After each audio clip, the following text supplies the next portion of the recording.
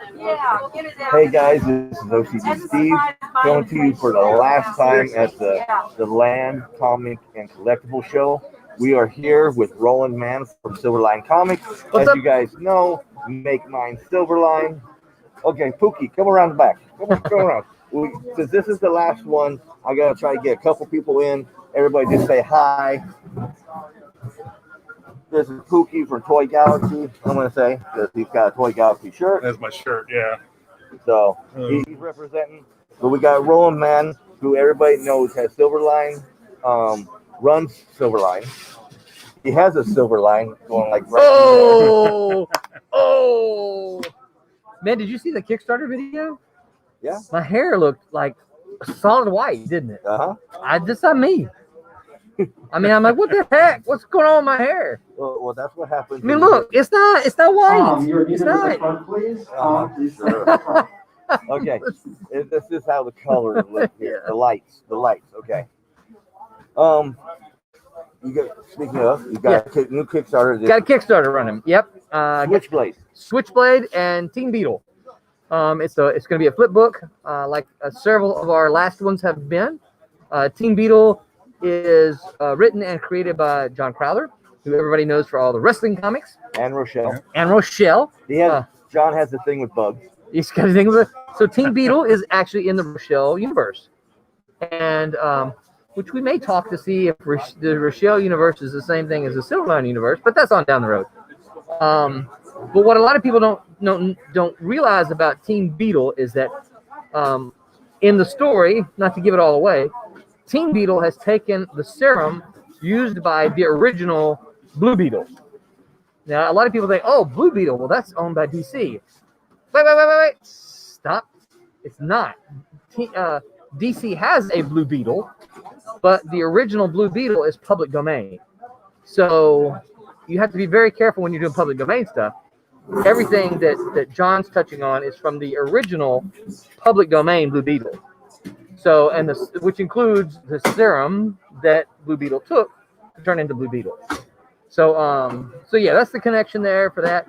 And Switchblade, the flip book, is so I should say, Del Barris did the artwork for Teen Beetle, and of course Del and John have worked before. Yep, they've done several projects together. Of course, Del's been in the industry for 40 years, maybe. Yeah, long time. Maybe. And he doesn't look as silver as. He's got good genes. And then Switchblade is the remix version. Okay, so Switchblade was originally published in the late '90s when I started Silverline as a publisher the first time, and it was printed in black and white and was printed on newsprint. Which, if anybody knows newsprint, it's very porous. Very pulpy, toilet papery almost. I wasn't going to say that about your books, but it did help me get through the pandemic. Yeah, I will say it. But what we've done is we've taken the artwork and we've digitally remastered all the artwork and we've colored it. So, if you're a fan of the original Switchblade series, well, I don't know that I want it. I get it. But it's all been completely digitally remastered and it's been colored. What? Yeah.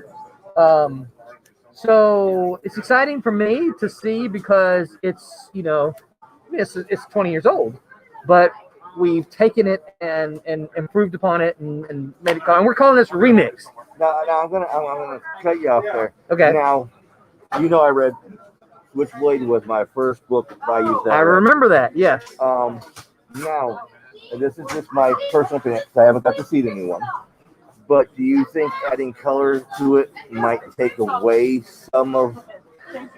Because me and you talked about, and I've always liked the black and white. Right.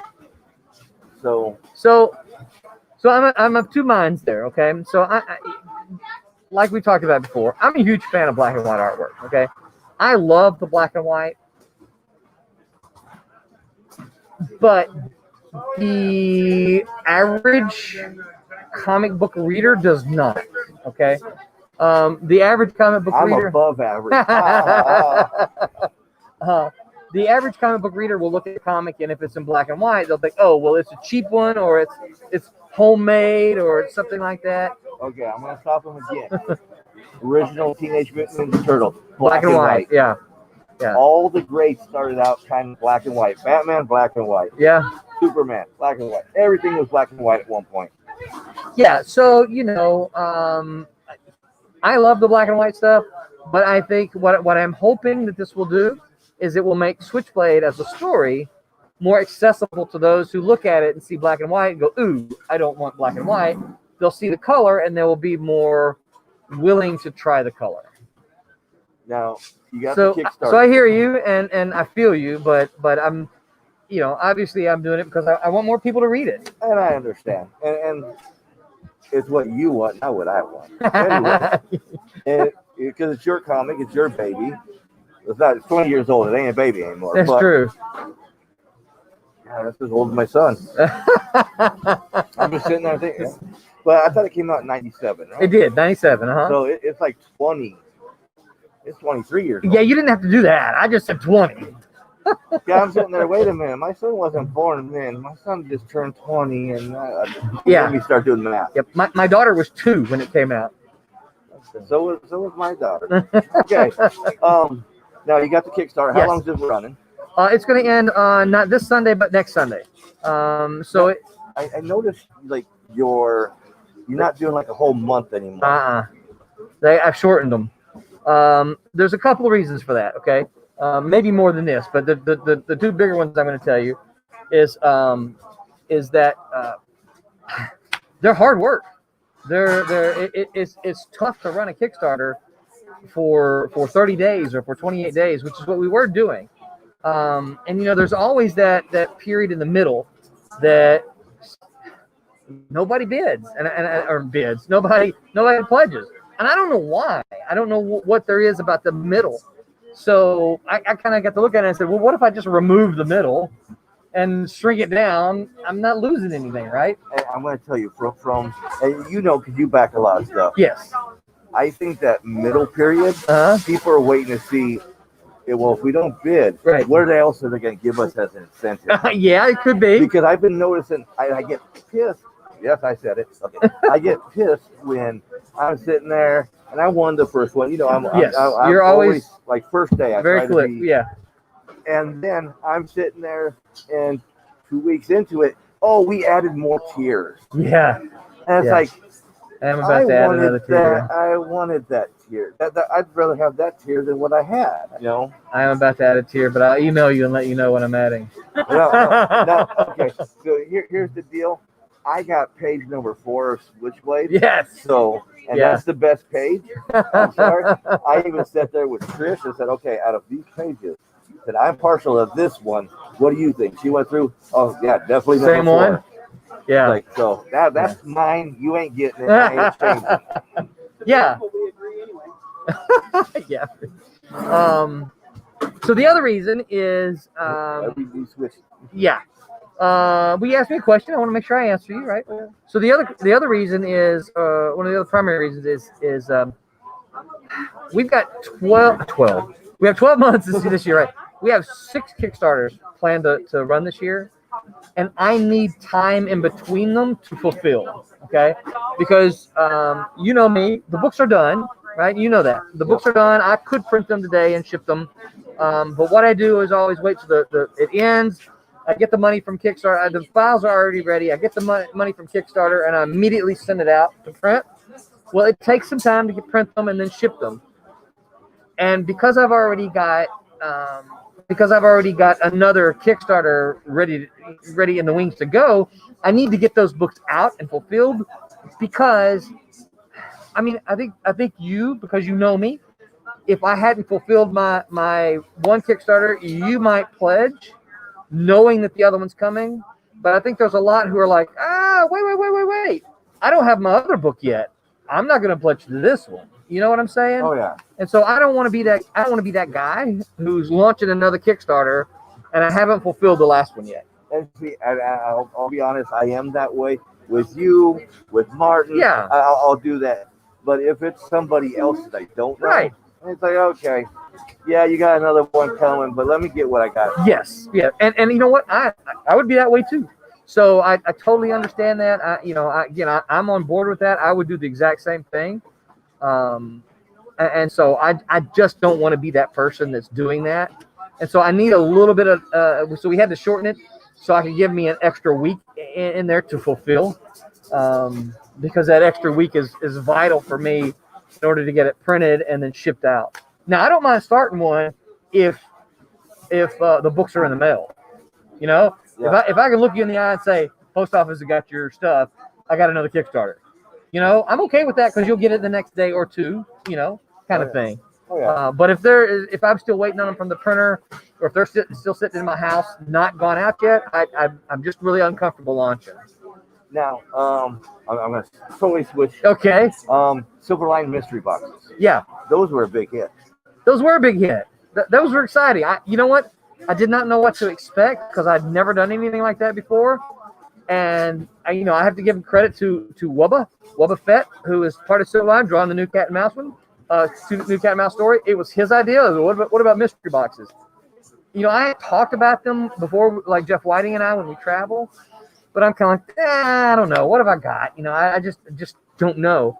But we decided to do it kind of the way we did it. We turned it into, instead of you just pay the money. It's like, hey, let's turn it into an auction and make it kind of fun. And there's a Stephen Butler page that you got, 1 in 20 chance of getting, that kind of thing. And they were a big hit. We had a lot of fun with them. And I think you guys, you felt like you got something of value. Well, are you telling me I didn't? No, I'm just saying that. We made you think you got some of value. It was in our trash can before, No. What I'm saying is that, from my understanding, everybody enjoyed it. Everybody enjoyed it, and everybody was happy. Nobody felt like, well, I gave 65 for that. Not that I know of anyway. And that's what we want. We wanted people to have fun with it. We wanted people to go, look, what I got this cool stuff, and I got a bargain. You saw I opened it up live, so. Yes, I did. I watched that. So. That was fun. Yep. Oh, and I did want to correct you. Okay. What did I? Yeah. So you had a sketch cover, and the white on it came off. Yeah. And you said, "Oh, look, the cover came off." Oh no, that wasn't the cover. Oh. That was just a protective wrap. It's not. It does come off. It's supposed to. Because if you took that off, there's the cover. Because even Tom thought so. He's like, "Yeah, here's this too." I corrected him. Yeah. and I said, I saw. How you say? He goes, "Well, was agreeing with him." Like, well, when you're first taking it out of the box, it looked like that. And you know what? I almost took those off because of that. But I'm like, no, they'll see that that's not the actual cover. And then when you set it online, I'm like, oh crap. Yeah. Well, it's always me to throw a wrench in everything. But you also see when you're opening it up online, it's like, yes. I don't have time to see her. No, you don't. Yeah. It's just a protective cover. Yeah. No, it's just there to protect because the sketch cover is of a different material so that they can draw on it. And that was the really, really glossy stuff. It was just wrapped around it to protect it. Now, we did get a little insight to a secret from Martin earlier. Yeah. About collaboration. Oh, yeah. He just talked about it. He just announced it earlier. I think he announced it on his website, maybe. Or I don't know if he did it on his Kickstarter or something. He announced it here. Okay, well, he announced it. Yeah, we're doing a joint. If you pledge to, because Martin's got a Kickstarter going. He's not doing a joint. He's doing a joint collaboration. Right. So Martin has a Kickstarter, and I have a Kickstarter. So if you pledge to a physical, for both of those, you're going to get a bookmark that features Silverline on one side, Cosmic Times on the other. See, that's cool. Yeah. Because the flip bar, you need to trademark the flip book. But I can't trademark that. Are you sure? Yeah, they've been around for a while. Yeah, but has anybody put a trademark on it? I don't know the answer to that. I have no idea. You never know. You're right. You're right. You never know. Hey, it's funny. I signed about 3 flip books today, but they were from the 1990s when Malibu did them. You know what? And I wanted to kick myself in the pants. Why? Because I got the Signature Series book. Oh, from Malibu. From you. Oh, yeah, and you forgot it. And I forgot it. It's sitting I'm on sorry. the table, and it's like. And you had me, Brent, and John here. Yeah. Yeah. And it's like, oh. Well, you and John, I can get no yes. offense at any time, but Brent, Right. Well, put it on. Make a note, Trish. Make a note. Daytona. Bring it to Daytona, because we're gonna have a crew. Silverline's gonna have a big crew at Daytona. Okay. Yeah. Cool. So probably gonna be about 6 of us. Okay. Cool. Yeah. I'm looking forward to it. That's cool. Okay. So where we got comments? Let's see who. John Martin, what up? Hey, boss. What's up, John? Hey, John, I sent you an email. Check your email or messages or something like that. I hadn't heard from you in a while. Send me an update, dude. Okay. Yeah, John. So for those who don't know, John is inking. He's the inker of Fire Rush #1, and I'm trying to figure out where he is on Fire Rush #2. I know he's probably almost finished, and that's what I'm trying to figure out. Okay, when are we going to do Fire Rush 2 for the Kickstarter and that kind of thing? So, and he's also we just lined him up to do the inks for Wolf Hunter, which is a new book that's still in the works. Cool. Yeah. All right, guys. Everybody here is packing up around us. They are. And I never even got to shop this convention. I'm really upset. I spent $3. Like 3 more than me. So actually, I spent $40 and I didn't even get to pick them out. So they were sitting. Go to the Kickstarter, look us up. Team Beetle #1, Switchblade #1. Go back us. We have not made yet. I would like to make before the end of the day. It's Sunday night. I would like to make before the weekend is over. So go there, check it out, pledge if you can, and if you can't, share it to everybody you know. Now, are you still doing Silver Lining Sunday tonight? Yes. Not sure I'll make it, but the crew will be there. Okay. And then you got Wednesday Wham. Wednesday Wham. And then you got Silver Lining Spotlight on Thursday.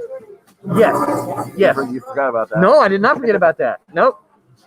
So I will see you Thursday and John on Thursday. Yes. So guys, and you need lots of good questions about Team Beetle and Switchblade. Okay. Why? Oh.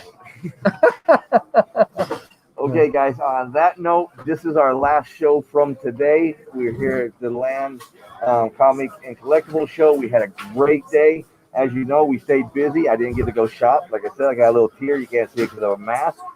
But we will see you guys on Thursday with this gentleman right here, that lady back there behind the camera. There she goes. And until then, bye.